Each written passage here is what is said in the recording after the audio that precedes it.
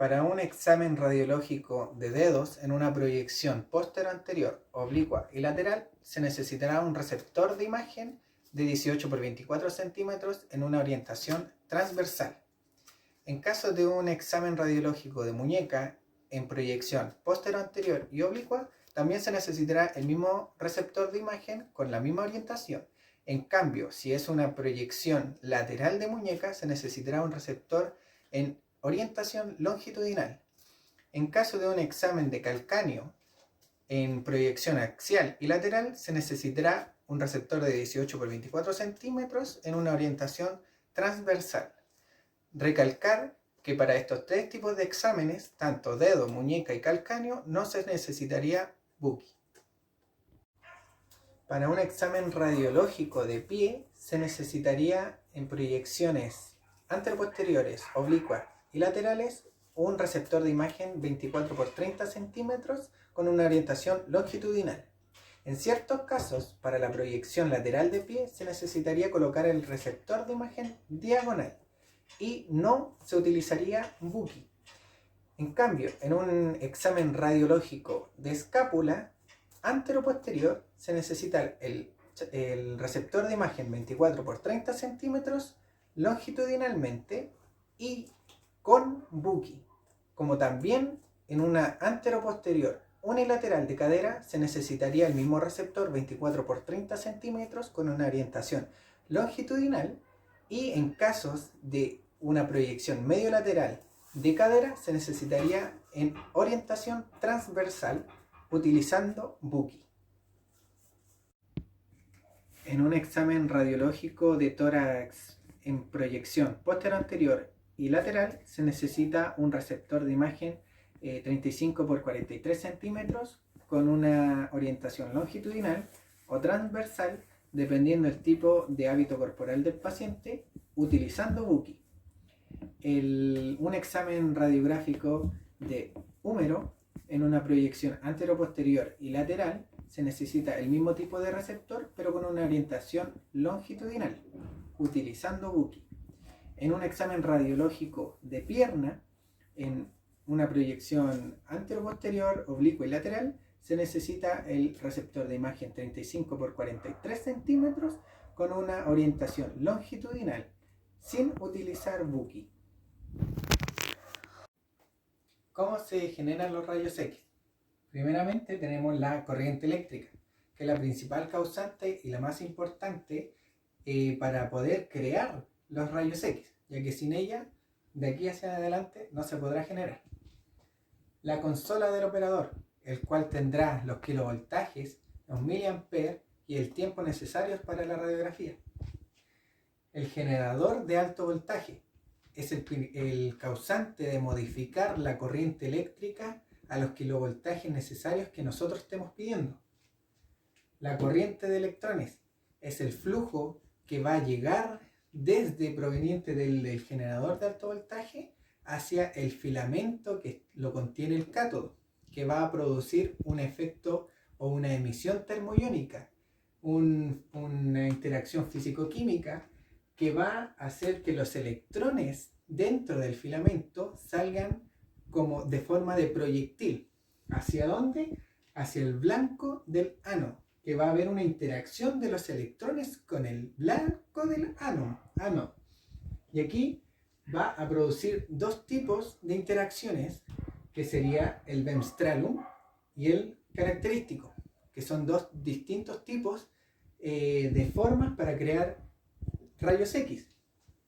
Dando como una breve descripción de cada uno, el Bemstralum es cuando el electrón proyectil proveniente del filamento del cátodo cede energía porque la dirección cambia y su trayectoria cambia. Entonces cede energía hacia el átomo del blanco del ánodo.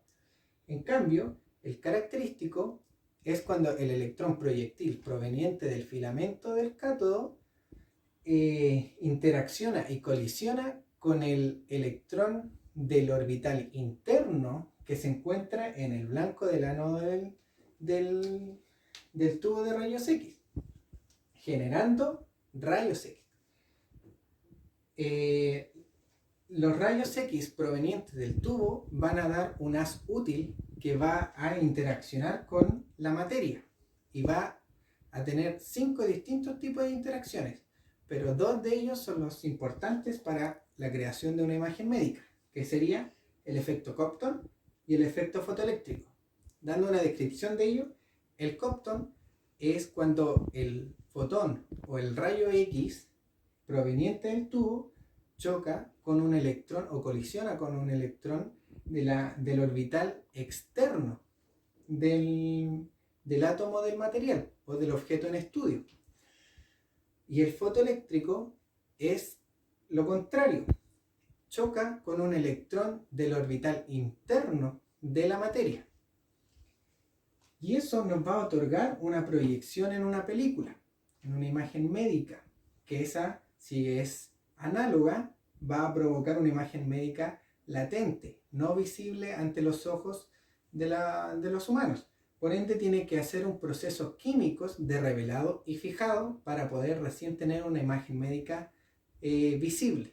Si es en cambio una digital, ya sea convencional en directa o indirecta, va a otorgar también una imagen médica. Hoy vamos a tomar una radiografía de rodilla lateral y para eso necesitamos que el paciente se coloque en decúbito lateral con su rodilla afectada apoyada al estativo de mesa Buki con una leve flexión de 20 a 30 grados y su pierna contralateral debe estar totalmente extendida. Además, se le coloca un protector en la región de las gónadas. El rayo central debe estar angulado de unos 5 a 7 grados hacia craneal, con su centraje en el borde inferior, en transversal del borde inferior de la rótula y longitudinal aproximadamente entre el cóndilo femoral. La colimación debe estar 1/3 de la porción distal del muslo y 1/3 de la porción proximal de la pierna, con 2 traveses desde el borde de la pierna hacia afuera. Además, no olvidar el factor principal, que es la marca para dar cuenta a qué rodilla vamos a radiografiar hoy. El rayo central debe estar angulado desde unos 5 a 7 grados hacia craneal, debido a que debe tener una superposición de los cóndilos medial y lateral del fémur. Además, la colimación debe tener sus 2 traveses desde la superficie de la rodilla hacia afuera, hacia la mesa, debido a que debe observarse partes blandas de la rodilla. Y además, tiene que verse la porción distal del fémur y la porción proximal de la tibia y el peroné. Además, cuando ya tengamos la radiografía en nuestras manos, podremos observar las distintas partes de la rodilla, su anatomía. Por ejemplo, podemos ver la parte distal del fémur, podemos ver los epicóndilos mediales, los cóndilos medial y lateral ya superpuestos por una única línea cortical.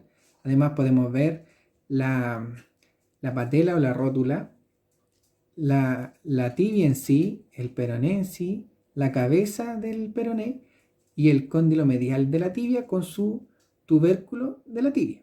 Además de ver las articulaciones abiertas con sus notorias diferencias de las partes blandas con el tejido óseo. Para tener una radiografía de rodilla lateral tenemos que tener algunos criterios de evaluación, como por ejemplo, aquí sí podemos evidenciar que los cóndilos femorales sí están superpuestos entre sí. la lateralidad verdadera de la rótula lo está. Se puede ver los espacios entre la articulación condilofemoral y de la tibia con la articulación abierta fémuro-rotuliana. Además podemos observar que la cabeza del peroné está superpuesta con la tibia. Y además también podemos añadir que se pueden diferenciar las zonas blandas del tejido blando con el tejido óseo. En resumen, para verificar si es correctamente la imagen de la radiografía, se puede decir que sí, porque cumple los criterios de evaluación. Pero, a mi criterio, descartando la opción de que en la orden médica no diga específicamente qué rodilla, por así decirlo, se va a tomar la radiografía, le faltaría aquí la marca indicando qué rodilla se está radiografiando.